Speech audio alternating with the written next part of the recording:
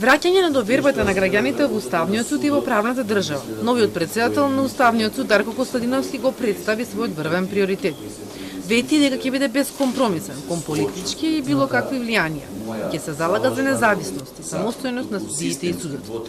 Тоа што бил предложен за судија од претседателот Ѓорѓе Иванов вели дека не значи дека се согласува со сите негови ставови, а тоа важи за неговите претходници, со оглед на тоа што Костадиновски бил во претседателскиот кабинет од 2001 па се до 2018, кога беше избран во собранието. Вели неговата работа било да дава совети, а од шефовите на државата зависело дали ќе ги прифатат.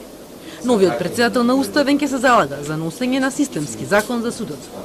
Ќе продолжам со настојувањето на сите мои претходници со цел зголемување на обемот на заштита на слободите и правата на граѓаните, поведување на уставната тужба и уставната жалба, однос на безкомпромисноста на политички или било какви други влијанија, јавно кажувам дека сум и ќе останам лојален само на Уставот и на никој друг.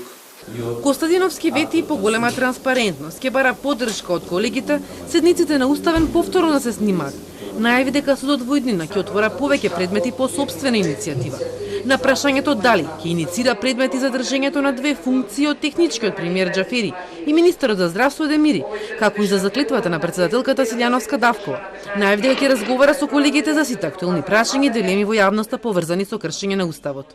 Не можам сега во овој момент да кажам тој или тој, ама бидете уверени, без разлика дали овие или било кој друг што ќе најде на интерес на јавноста или ќе пробуди сомнеш кај мене како судија или кај било кој од судиите, затоа што не само јас, и другите судии можат да ја користат оваа алатка, ве уверувам дека ќе имаме